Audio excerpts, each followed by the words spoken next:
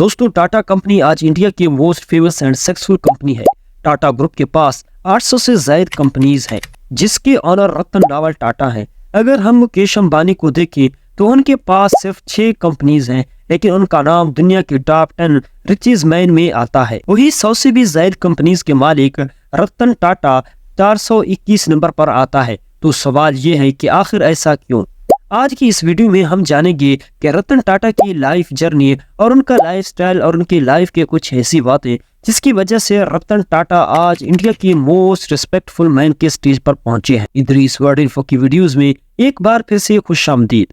कहानी की शुरुआत होती है 1822। आज से 200 साल पहले गुजरात के एक गाँव में एक लड़के का जन्म होता है, जिसका नाम रख दिया जाता है नसरवान जी टाटा। नसरवान जी को बचपन से कुछ बड़ा करने का शौक था। शुरू में नसरवान जी ने अपने फादर के बिजनेस में उनका हाथ बिटाते थे, लेकिन जैसे ही नसरवान जी ने अपनी एजुकेशन कंप्लीट की तो उन्होंने खुद का बिजनेस चालू करने का फैसला कर लिया। 1868 में जब नसरवान जी 29 साल के थे तो अपनी बीवी और बच्चों के साथ गुजरात से मुंबई शिफ्ट हुए और मुंबई में उन्होंने एक छोटी सी कॉटन की फैक्ट्री लगाई। यह टाटा ग्रुप की पहली कंपनी थी और कुछ साल बाद नसरवान जी टाटा ने इस कंपनी को बेचकर टेक्सटाइल की फैक्ट्री खरीदी, जहां से इनका काफी अच्छी कमाई होने लगी। इसके बाद नसरवान जी के बेटे जमशेद जी ने अपने फादर के बिजनेस को संभाला। जमशेद जी ने अपने फादर के बिजनेस को और बढ़ाया और जमशेद जी ने इंडिया में ढेर सारे कॉटन की मिल्स और साथ ही साथ इंडिया में पहली स्टील फैक्ट्री की शुरुआत और इंडिया का पहला 5 स्टार होटल खोला,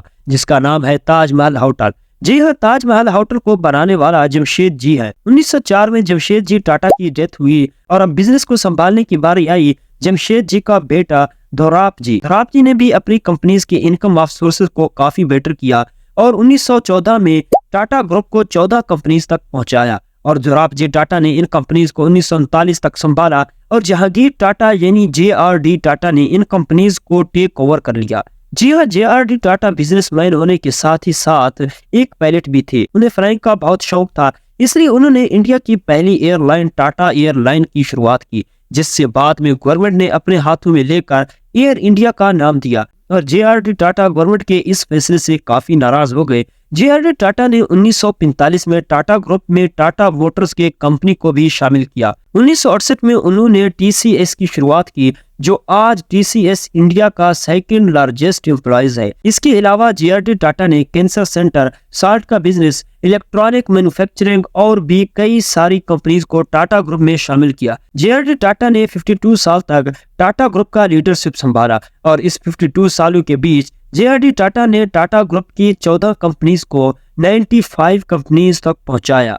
अब आती है रतन टाटा की बारी। रतन टाटा को इंडिया का हर बंदा जानता है और बिजनेस फील्ड के लोग उन्हें तो अपना आइडियल मानते हैं, क्योंकि इनका बिजनेस करने का तरीका बहुत ही नेक्स्ट लेवल है। रतन टाटा को बचपन से खुद का बिजनेस करने का शौक था। जब रतन टाटा ने न्यूयॉर्क की कॉर्नेल यूनिवर्सिटी से आर्किटेक्ट की डिग्री ली तो उन्हें IBM कंपनी से जॉब की ऑफर आई। आपको बता दूं कि IBM कंपनी एक अमेरिकन का टेक कंपनी है, जिसमें जॉब करने की हर इंसान की ख्वाहिश होती है, लेकिन रतन टाटा ने इस ऑफर को ठुकरा दिया क्योंकि रतन टाटा अपनी फैमिली बिजनेस को बढ़ाना चाहते थे।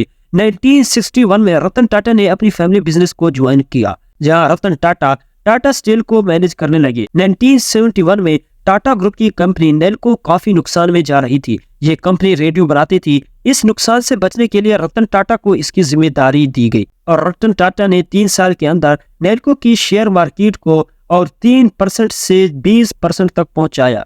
बस यही से इनकी कामयाबी का सफर शुरू हुआ और साल 1991 में रतन टाटा को टाटा ग्रुप का चेयरमैन बना दिया गया।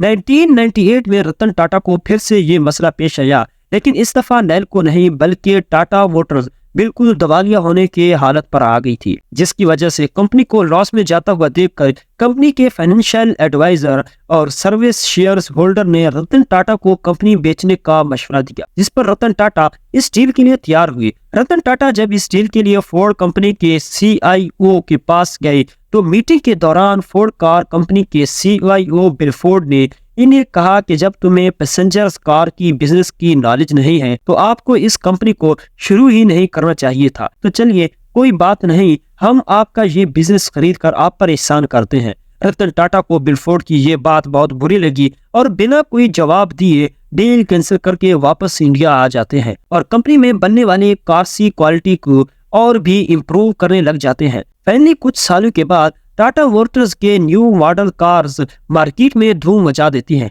लोग इस कार को काफी शौक से खरीदने लगे क्योंकि ये कम प्राइस में काफी कंफर्टेबल कार थी। टाटा मोटर्स मार्केट में काफी तेजी से ग्रो करने लगी, लेकिन दूसरी तरफ फोर्ड कंपनी 2008 में काफी नुकसान में जाने लगी। फोर्ड कंपनी पूरी तरह से डूबने वाली थी और फिर फोर्ड ने अपनी दो कंपनियां जगुआर और लैंड रोवर को भी किसी हालत में बेचने वाले थे।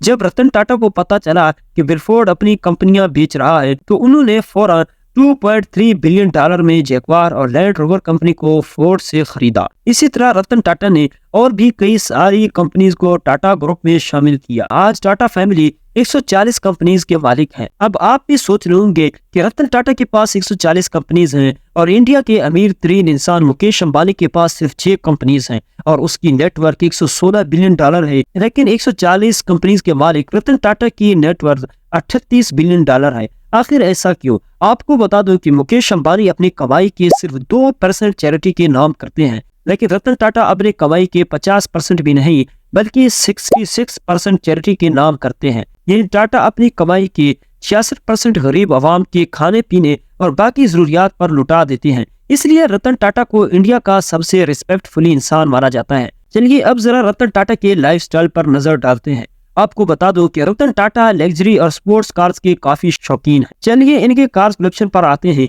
रतन टाटा के पास टाटा नैनो, इस कार की प्राइस 2 लाख के करीब है। इसके अलावा इनके पास टाटा इंडियागो, टाटा टाइगर और टाटा हैरियर और टाटा नेक्सॉन भी है। इससे हटकर रतन टाटा के प्राइवेट जेट पर आते हैं। रतन टाटा के पास एक ultra luxury Dassault Falcon private jet भी है। इस जहाज में 18 पैसेंजर सफर कर सकते हैं। आपको बता दूं कि रतन टाटा पायलट भी हैं। 2017 में जब इनकी एज 79 थी तब उन्होंने FC को उड़ाया था, जिससे आप स्क्रीन पर भी देख सकते हैं। जितना खूबसूरत दिखता है इतना ही ज्यादा अंदर से भी खूबसूरत है। इस जहाज की प्राइस $22 बिलियन यानी 180 करोड़ रुपए है। अब रतन टाटा के हाउस पर आते हैं। रतन टाटा मुंबई की ड्रीम सिटी जिसमें हर इंसान की रहने की ख्वाहिश होती है। रतन टाटा का भी मुंबई कोलपा में एक बहुत ही लग्जरी हाउस है। ये घर पूरे 15,000 स्क्वायर फुट पर फैला हुआ है। रतन टाटा ने ये घर 2012 में बनवाया था और ये घर 3 फ्लोर में बनाया गया है। इस हाउस में जेम्स स्विमिंग पूल, गार्डन और एक पूजा रूम भी है। आपको बता दूं कि रतन टाटा की इस घर की कीमत 150 करोड़ रुपए है। और एक मजेदार बात यह है कि रतन टाटा ने आज तक शादी भी नहीं की और न ही उनके पास कोई औलाद है। और आज से 3 दिन पहले रतन टाटा एक मौजी मर्ज कैंसर की वजह से वफात पा गए हैं। उम्मीद है आपको हमारी ये छोटी सी वीडियो पसंद आई होगी। अगर हमारे चैनल इदरीस वर्ल्ड इन्फो पर रहे हैं तो हमारे चैनल इदरीस वर्ल्ड इन्फो को सब्सक्राइब करें और बेल आइकॉन को ऑल पर क्लिक कर दें ताकि आने वाली तमाम वीडियोस की नोटिफिकेशन सबसे पहले आप तक पहुंचे।